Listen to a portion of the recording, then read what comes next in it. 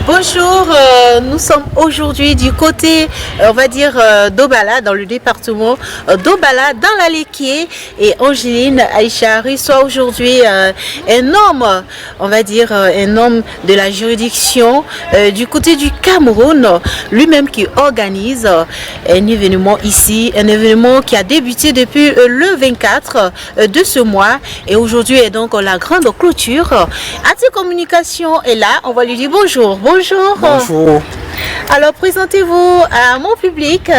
Je suis Joseph Aimé Olo II, juriste constitutionnaliste, fils du département de la Léquié, maire d'Obala, père de ça. Nous nous trouvons ici au village Nkolébé, dans l'arrondissement de ça, département de la Léquié, région du Centre, au Cameroun. Alors, 15 ans déjà que vous organisez une semaine culturelle ici, bien sûr dans votre village.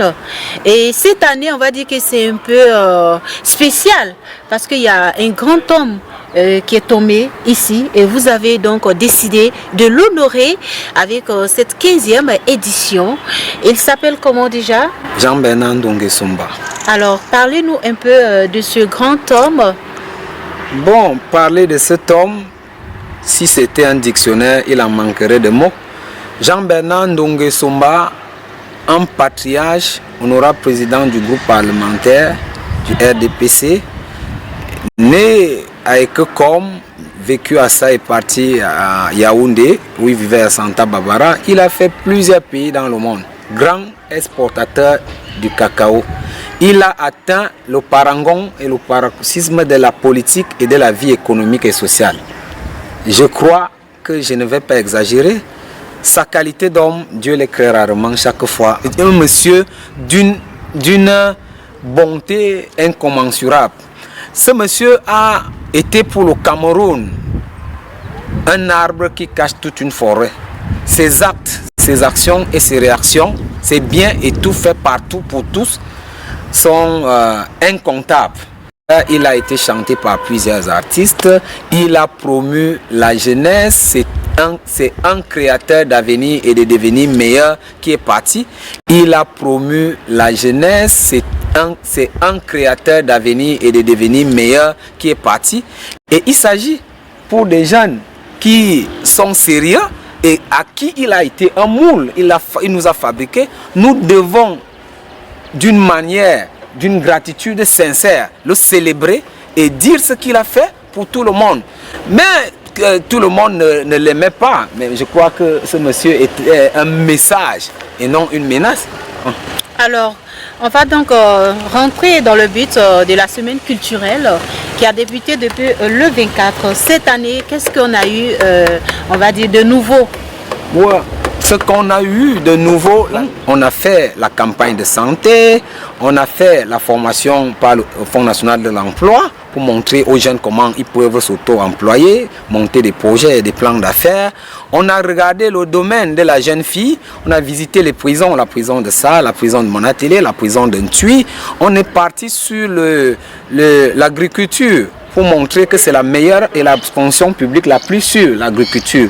Nous avons montré aux jeunes que la fonction publique normale n'est pas la seule garantie de réussite dans sa vie parce que l'honorable président Jean-Bernard Ndongé Somba n'a jamais été un fonctionnaire et aucun fonctionnaire ne peut être ce que lui il a été. Donc nous avons pris comme modèle de réussite sociale l'honorable Jean-Bernard Ndongé Somba, un héros qui est parti de zéro. Il a perdu un géantissime, un baobab. Nous devions être conscients qu'il est irremplaçable actuellement si Dieu ne fait pas une bonté et que les gens sachent que lui disait deux fois que Dieu c'est le travail. Il veut une jeunesse qui travaille. C'est pourquoi nous venons dire à nos jeunes frères de s'impliquer et de se conscientiser au travail. Donc, vous avez vu une foire installée là maintenant, les médecins sont là. Donc on a eu une diversité d'activités, le sport aussi.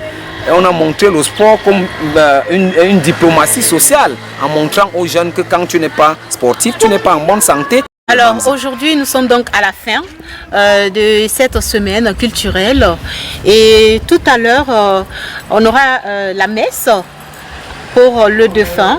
Après ça on aura aussi un match de gala ici Et le tout clôturé par, on va dire, la nuit. Un concert qui va permettre à plusieurs artistes camerounais de prester ici.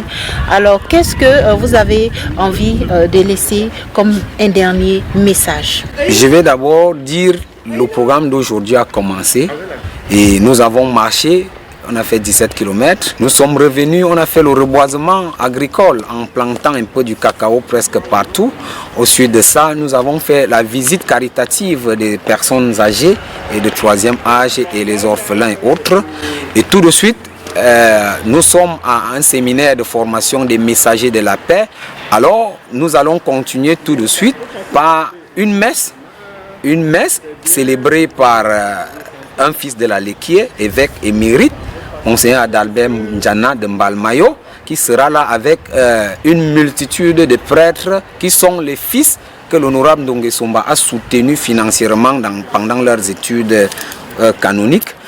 À la suite de cela, nous avons fait la visite de la foire et les exposés sur le respect des institutions avec ceux qui les incarnent, tels que le président de la République, qui est une institution et se doit d'être respecté par tout le monde. Nous avons aussi, vous avez vu, pas comme les autres, il y a l'ECAM qui est là, mais pour inscrire volontairement les jeunes, parce que le droit de vote est un droit citoyen, civique, il est constitutionnel et institutionnel en même temps. Nous ne sommes pas un parti politique qui veut le pouvoir ou bien qui incite les gens à s'inscrire pour aller voter pour eux. Donc ce n'est pas une corruption morale. Nous conscientisons nos jeunes de s'inscrire sur les listes électorales parce qu'ils doivent voter et c'est un droit civique. Après ça, nous aurons donc le match de football. Le match de football, la grande finale. Ça, le tournoi s'est joué dans plusieurs stades.